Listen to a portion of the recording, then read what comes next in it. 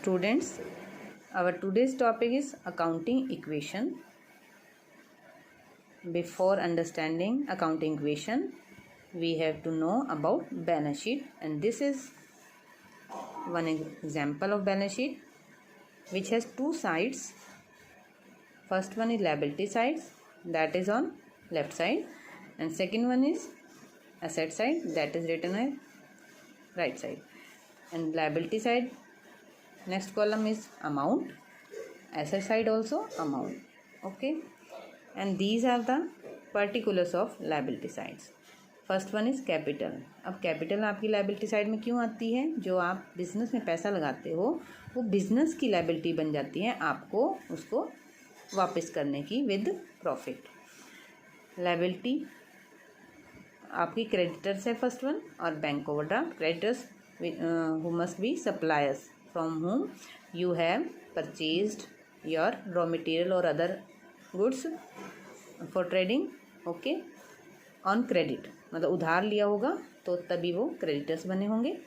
उसके बाद bank overdraft. Bank overdraft means if you have not sufficient amount in your account but you are a regular customer of that account bank. ठीक है, आप उसके regular client हो और on your reputation base bank allows you to take out more than your amount which is in your account.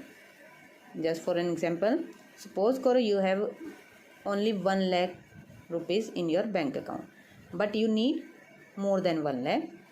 If bank allows you to take more than that amount then it will be called bank overdraft. Like 1 lakh आपका account है, account में पैसे हैं और आप 1,40,000 या 1,10,000 लेते हो, तो आपके जो 10,000 रुपीज़ का अमाउंट है वो बैंक ओवरड्राफ्ट में आता है, which is paid with in 1 year. 1 साल के अंदर अंदर आपको उसको लौटाना होता है. तो ये आपकी रेपुटेशन के बेस पर बैंक आपको अलाउ कर देता है. ठीक है, तो this is also your liability.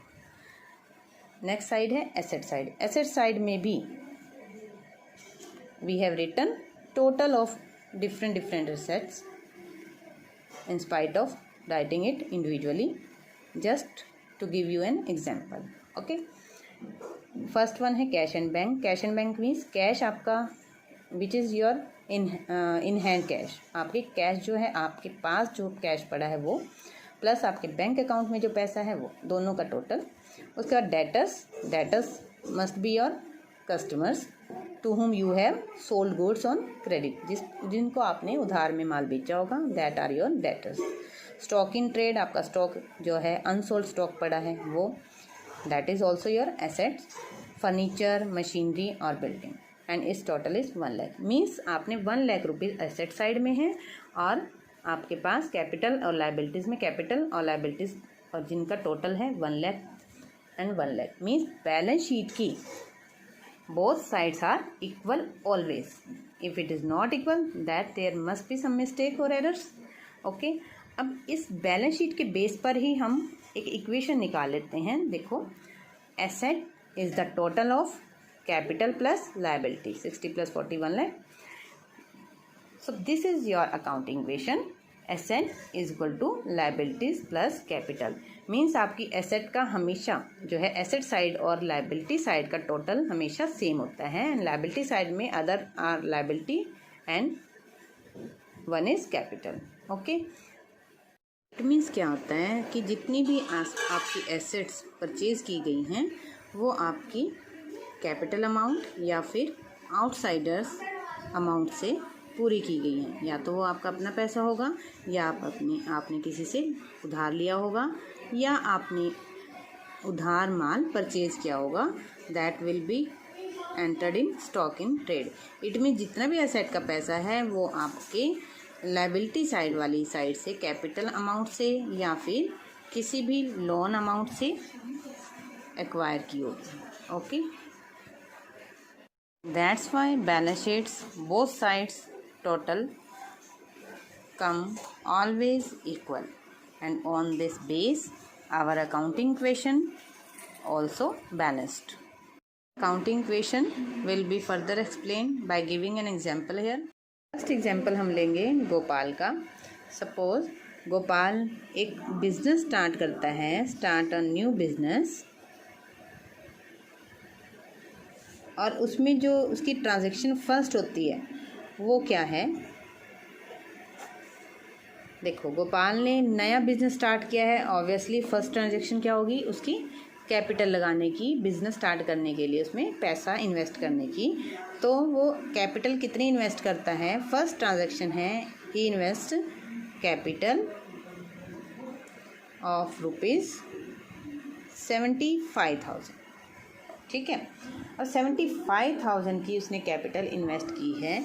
अब इस फर्स्ट ट्रांजैक्शन का अफेक्ट क्या पड़ेगा अकाउंटिंग इक्वेशन पर? आपकी अकाउंटिंग इक्वेशन क्या थी? Assets is equal to liabilities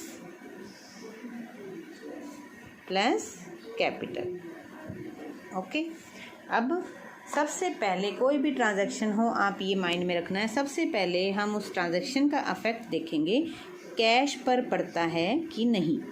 अब कैश पर अगर आप बिजनेस में पैसा लगा रहे हो, पैसा इन्वेस्ट कर रहे हो, तो इट मीन्स बिजनेस में क्या आया? कैश आया। इट मीन्स एसेट साइड में हमारी एक आइटम जुड़ गई, कैश, और उसका अमाउंट कितना हुआ? 75,000। अब कैश किस फॉर्म में आया है? कैपिटल फॉर्म में आया है। और कैपिटल क्या है आपकी? लायबिलिटी साइड लिखी जाती है, क्योंकि जो भी पैसा आप बिजनेस में लगाते हो तो बिजनेस की लायबिलिटी हो जाती है वो पैसा आपको रिटर्न करने की विद प्रॉफिट। तो it's why we write it on liability side. Now 75,000 का कैश आया है और 75,000 की ही आपकी कैपिटल आई है। Accounting equation balanced, it mean 75,000 equal to 75,000 and no other liability, okay. Second transaction, चलो हम यहाँ लिख लेते हैं second transaction, so that it becomes easy to write here. सेकंड ट्रांजैक्शन आपका है, आपका नहीं मतलब गोपाल का है। अब उसने क्या किया? अब उसने बिजनेस के लिए परचेज किया फर्नीचर, परचेज्ड फर्नीचर। कितने का किया? और कैश किया है या उधार किया है, क्रेडिट किया है या कैश किया है? हम लिख रहे हैं उसको फॉर कैश। और how much amount is here for furniture? He spend 5,000 उसने फर्नीचर खरीदने के लिए स्पेंड किया है। अब फिर से यही देखना, सबसे पहले हम किसी भी ट्रांजैक्शन का असर किस पर देखते हैं? कैश पर देखते हैं, कैश उसका अफेक्ट हुआ कि नहीं। तो अगर वो फॉर कैश आपकी ट्रांजैक्शन है तो ज़रूर पड़ा होगा उसका फ़र्क। तब जब फर्नीचर आपने ख़रीदा तो कैश आपके पास आया है या गया है? ऑब्वियसली गया है, तो हम कैश वाली साइड में से माइनस कर देंगे 5,000। क्लियर? अब दूसरी बात, डबल एंट्री सिस्टम बेस्ड होता है आपका अकाउंटिंग सिस्टम। कोई भी एस्पेक्ट समझाई थी आपको, ड्यूअल एस्पेक्ट। तो इट मीन्स अगर आप कुछ ले रहे हैं तो ज़रूर उसके बदले कुछ दे रहे हो। It means one account is debited then other account surely will be credited. So we see here that 5,000 अगर आपका कैश गया है तो ऑब्वियसली कुछ ना कुछ प्लस हुआ होगा एसेट साइड में ही, या फिर कुछ ना कुछ आपकी लायबिलिटी साइड में भी माइनस हुआ होगा। तो यहाँ पर आपका आया है furniture. Furniture is also your asset here, it is not the goods, it will be called asset here. तो एसेट साइड आपकी इधर ही है, तो यहाँ पर आपकी एक आइटम जुड़ जाती है फर्नीचर की। कौन सी जुड़ जाती है? फर्नीचर की। How much amount is here for furniture? 5,000 and no liability और capital will be affected here because जो अमाउंट आपके पास कैपिटल का था, out of this amount we have purchased furniture, okay, equal आपका कुछ नहीं यहाँ पर, और 75,000 again will write here to balance the equation। तो आप ये देखिए 75,000 में से 5,000 लेस करके आपके पास 70,000 बच गए और 5,000 का आपका फर्नीचर हो गया। मीन्स आप अगर आपका कहीं खर्च होता है तो आपके पास आता ज़रूर है कुछ ना कुछ, तो आपका 70 + 5,000 asset side will be equal with liability side. Clear? Third transaction हम ले रहे हैं, ही परचेज्ड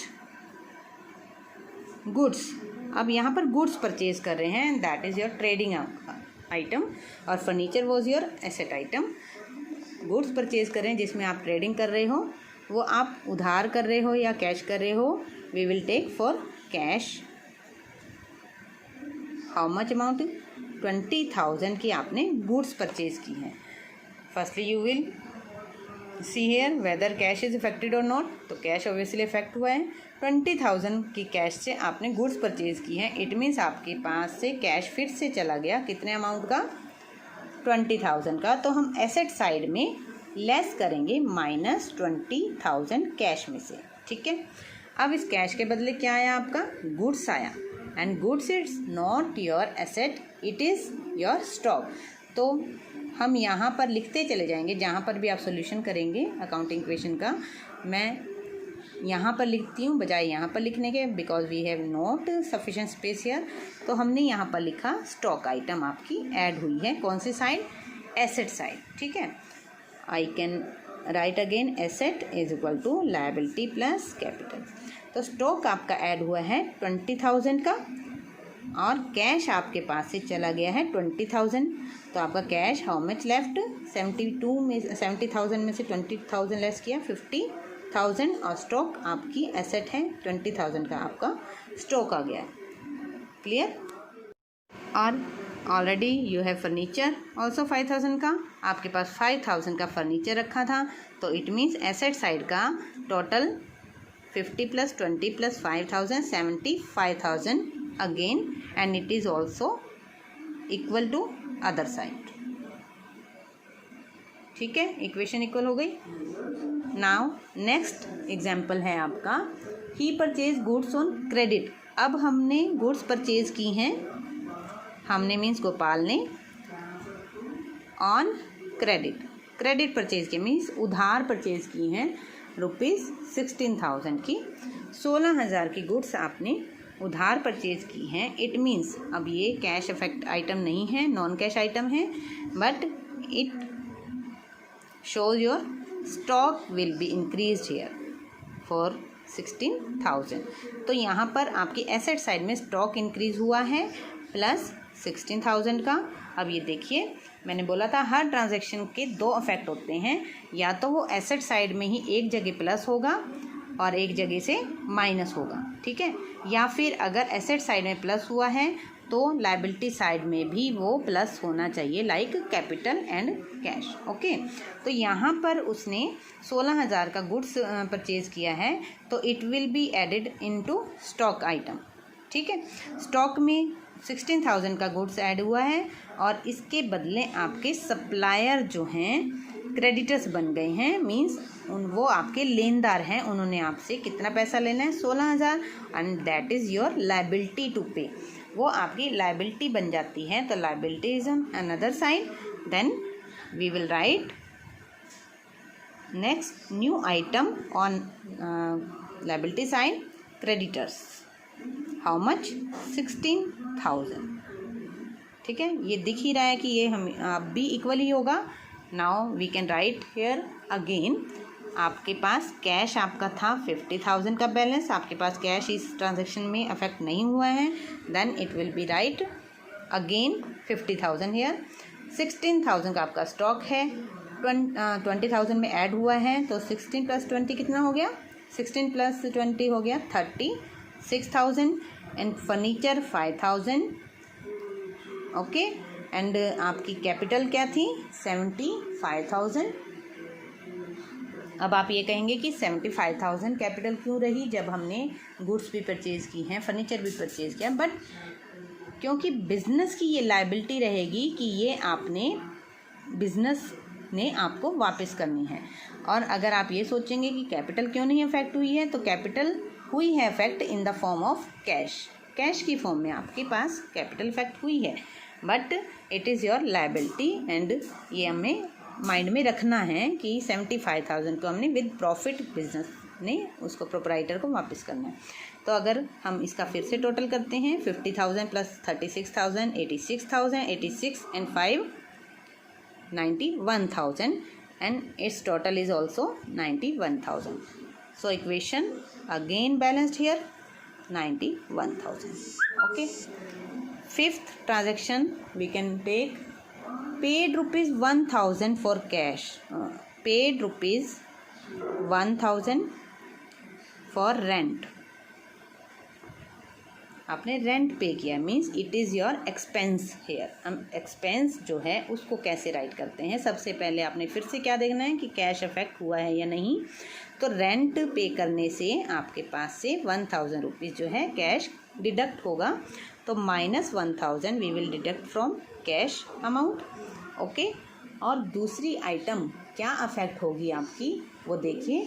ये आपकी कैपिटल को कम करेगा. हमेशा याद रखना है कि कोई भी एक्सपेंस है वो आपकी कैपिटल को कम करेगा और कोई भी इनकम है वो आपकी कैपिटल को बढ़ाएगा, इंक्रीज़ करेगा. तो हम 1,000 का अमाउंट 75,000 में से भी डिडक्ट करेंगे. ठीक है, क्योंकि एक्सपेंस हो या इनकम हो वो आपकी कैपिटल को अफेक्ट करती ही है. मीन्स हमें देखना होता है बिज़नेस को कि जो कैपिटल लगाई है कि हमारा खर्चा भी इतना ज़्यादा ना हो जाए कि हमारी कैपिटल कम हो जाए और हमें इनकम को बढ़ाना है. लेकिन इनकम को बढ़ाने के लिए हमें कुछ एक्सपेंस भी करने होते हैं. तो हमने रेंट पे किया है 1,000, जिससे हमारा कैश 1,000 से कम हो गया. कितना amount? 49,000 it is left now. Other items are not affecting here and capital amount 74,000 आपका हो गया.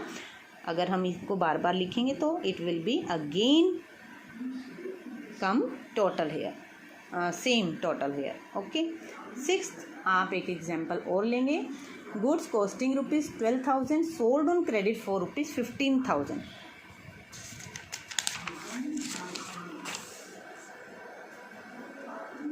गुड्स, अब इसको ध्यान से समझेंगे. कॉस्टिंग ₹12,000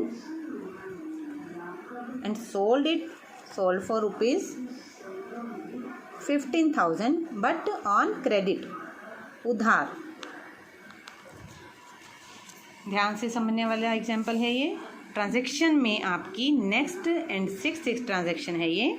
गुड्स कॉस्टिंग ₹12,000, 12,000 की गुड्स थी जिसकी कॉस्ट मतलब कितनी थी? 12,000. और बिकी कितने में है वो?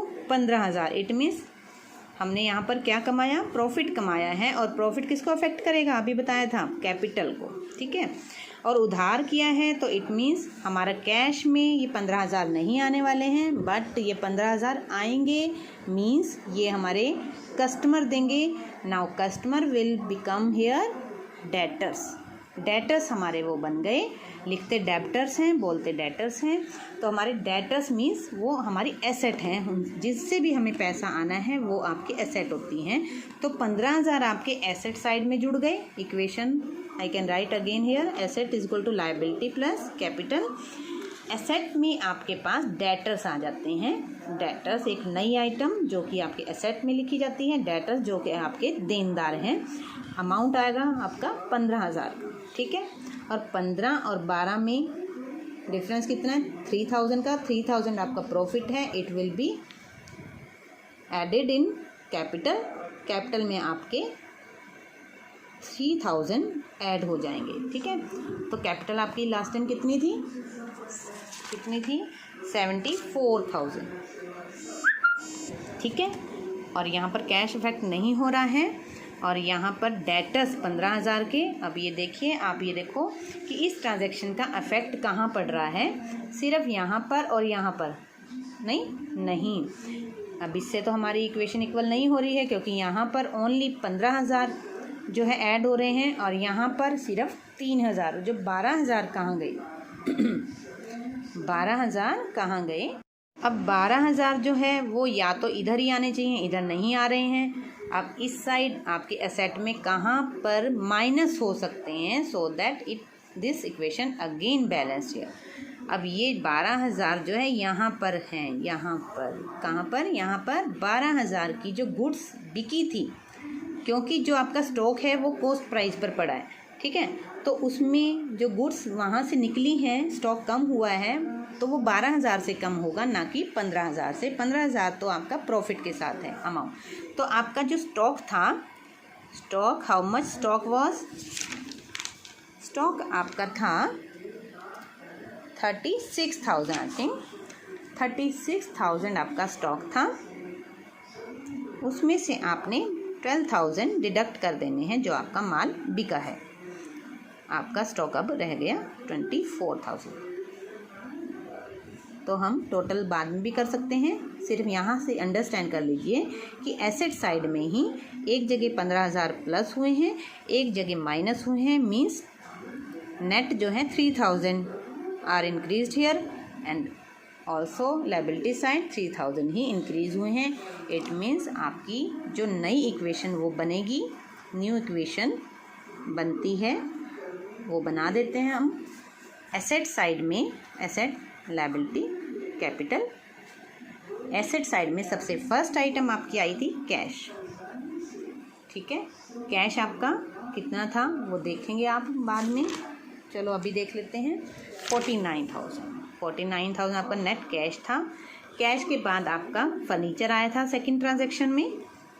कैश के बाद आपका सेकंड ट्रांजैक्शन में फर्नीचर आया था, हाउ मच, 5,000 का, ठीक है। 5,000 का फर्नीचर आया था। उसके बाद गुड्स मीन्स स्टॉक आया था आपका, और स्टॉक आपका नेट रह जाता है 24,000 का, ठीक है। 24,000 का और क्या आइटम थी, और आपकी डेटर्स थी। Debtors how much is this, 15,000, okay. These are your asset which are here due to your business transactions। और liability साइड में आपके पास सप्लायर्स थे in the form of creditors. Creditors कितने का आपने माल उधार लिया था, 16,000 का। और आपकी कैपिटल जो है आपकी कितने की हो गई थी, 74 प्लस प्रॉफिट आपने कमाया था 77,000। तो लास्ट में जाके आपको यहाँ पर लिख देती हूँ 77,000 लास्ट में जाके, इट मीन्स आपके पास कैपिटल इंक्रीज हुई है 77,000 which was business liability, okay. अब हम अगर इसको टोटल कर देते हैं, टोटल करके देखते हैं तो न्यू इक्वेशन आपकी आ जाती है, cash plus furniture plus goods plus debtors, इधर है क्रेडिटर्स एंड कैपिटल। तो इसको जोड़ेंगे हम, 49,000 plus 5,000 how much is here, 54,000, 24,000 how much, 78,000 78 plus 15, 88 plus 5, 93,000। तो आपका total 93,000 and here is also 16 plus 77, 93,000 and your equation is balanced here. और on this base of equation we can prepare balance sheet also. किसकी है, of Gopal, कौन सी date पर है, as at which is given in your question. तो हमने T shape में आपकी लेफ्ट साइड होती है लायबिलिटीज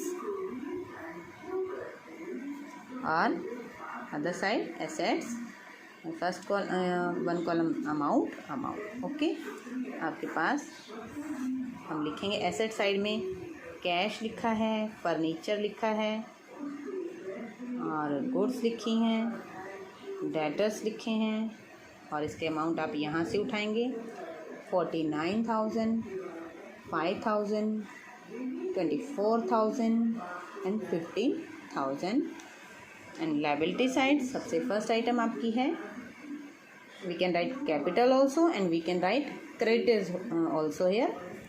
ये आपको बाद में भी समझाया जाएगा कि कौन सी सीरीज़ में हम, कौन सी प्रेफरेंस ऑर्डर में हम आप इधर लिखते हैं। क्रेडिटर्स 16,000 एंड गोपाल की जो कैपिटल है, हम गोपाल कैपिटल भी लिख सकते हैं, ओनली कैपिटल भी लिख सकते हैं, वो है आपकी 77,000।